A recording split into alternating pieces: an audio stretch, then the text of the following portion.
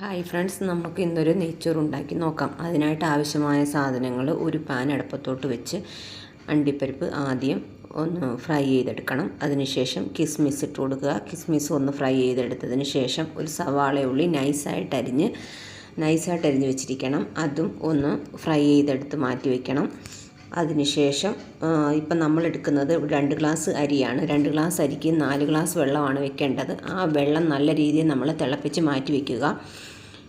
തിളപ്പിച്ച് മാറ്റി വെച്ചതിന് ശേഷം നമ്മളൊരു ചട്ടി എന്തിനകത്താണോ നമ്മൾ വെക്കാൻ ഉദ്ദേശിക്കുന്നതെന്ന് വെച്ചാൽ അതെടുത്ത് അടുപ്പത്തോട്ട് വെച്ചിട്ട്, ഞാനിപ്പോൾ ഇവിടെ ചേക്കുന്നത് ഒരു ചെറിയ ചരുവമാണ്.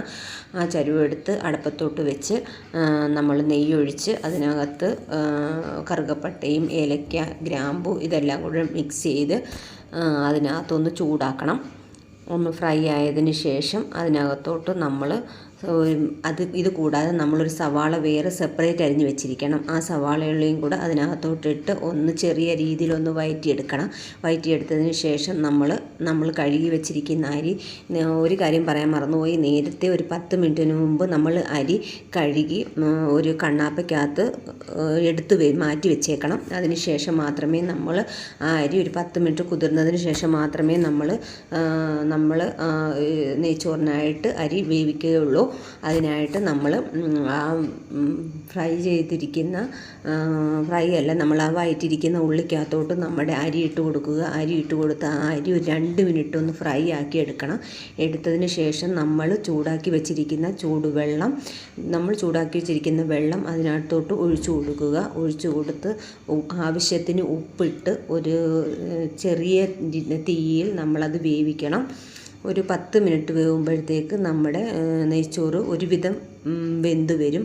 ആ ആവശ്യത്തിനുള്ള വെള്ളം മാത്രമേ നിങ്ങൾ ഉപയോഗിക്കാവുള്ളൂ. 2 ഗ്ലാസ് അരിക്ക് 4 ഗ്ലാസ് വെള്ളം, ഇരട്ടി വെള്ളം എന്ന് വെച്ചാൽ 1 ഗ്ലാസ് അരി എടുക്കുവാണെങ്കിൽ 2 ഗ്ലാസ് വെള്ളം വെക്കണം. ആ വെള്ളത്തിൽ കടന്ന് തന്നെ നമ്മുടെ ഈ നെയ്ച്ചോറ് അരി വെന്ത് വരും. അല്ലാതെ അതിനകത്ത് ഇച്ചിരി പോലും കൂടുകയോ കുറയുകയോ ചെയ്യരുത്. ഞാൻ ചെയ്ത് നോക്കിയപ്പോൾ അങ്ങനെ തന്നെയാണ് ഞാൻ ചെയ്ത് നോക്കിയപ്പോൾ എനിക്കത് സെറ്റായിട്ട് വന്നിട്ടുണ്ട്. അതുകൊണ്ട് നിങ്ങളും അങ്ങനെ തന്നെ ചെയ്ത് നോക്കണം. അങ്ങനെ അടച്ചു വെച്ച് വേവിച്ചിട്ട് ഒരു 10 മിനിറ്റ് കഴിയുമ്പോൾ നിങ്ങളൊന്ന് നോക്കുമ്പോൾ അത് കറക്റ്റായിട്ട് ആ ചോറും വെള്ളവും കൂടെ കറക്റ്റായിട്ട് വെന്ത് വന്നിട്ടുണ്ട്. അതിന് ശേഷം നമ്മുടെ കയ്യിൽ ഇച്ചിരി നെയ്യ് അതിൻ്റെ മുകളിലോട്ട് വിതറി കൊടുക്കുക, ഒഴിച്ചു കൊടുക്കണം. ഒഴിച്ചു കൊടുത്തതിന് ശേഷം നമ്മൾ ഫ്രൈ ചെയ്ത് വെച്ചിരിക്കുന്ന നട്ട്സും കിസ്മിസും ഉള്ളിയും കൂടെ അതിൻ്റെ ചോറിൻ്റെ മുകളിലൊന്ന് ഡെക്കറേഷൻ ചെയ്തെടുക്കുക. ഇങ്ങനെയാണ് നെയ്ച്ചോറ് ഉണ്ടാക്കുന്നത്. നിങ്ങളും ഒന്ന് ട്രൈ ചെയ്ത് നോക്കണം. ഞാൻ ട്രൈ ചെയ്ത് നോക്കിയതാണ്. അത് നല്ല രീതിയിൽ തന്നെ എനിക്ക് കിട്ടിയിട്ടുണ്ട്. നിങ്ങളും ഇതുപോലെ ഞാൻ ഈ പറഞ്ഞ രീതിയിൽ തന്നെ നിങ്ങളും ഒന്ന് ചെയ്ത് നോക്കണം. ചെയ്ത് നോക്കിയിട്ട് നിങ്ങൾ അതിൻ്റെ അഭിപ്രായം എന്നെ അറിയിക്കണം. അതുകൊണ്ട് നിങ്ങൾ തീർച്ചയായിട്ടും ഇത് ചെയ്യുമെന്നുള്ള വിശ്വാസത്തോടു കൂടി ഞാൻ ഉണ്ടാക്കിയ നെയ്ച്ചോറാണ് ഇവിടെ കാണുന്നത്. നിങ്ങളും ഇതൊന്ന് ട്രൈ ചെയ്ത് നോക്കുക. അങ്ങനെ നമ്മുടെ നെയ്ച്ചോറ് ഇവിടെ റെഡിയായിട്ടുണ്ട്. അതിൻ്റെ മുകളിൽ നിങ്ങൾ സവാള ഉള്ളിയും കിസ്മിസും അണ്ടിപ്പരിപ്പും എല്ലാം കൂടി ഇട്ട് ഒന്ന് സെറ്റാക്കി അടച്ച് വെച്ചിരുന്നാൽ മതി. പിന്നെ തീ കൊടുത്തേണ്ട കാര്യമൊന്നുമില്ല. അങ്ങനെ നമ്മുടെ നെയ്ച്ചോറ് ഇവിടെ റെഡിയായിട്ടുണ്ട്. നിങ്ങളും ഒന്ന് ട്രൈ ചെയ്ത് നോക്കണേ. Ta-ta, okay, bye, see U.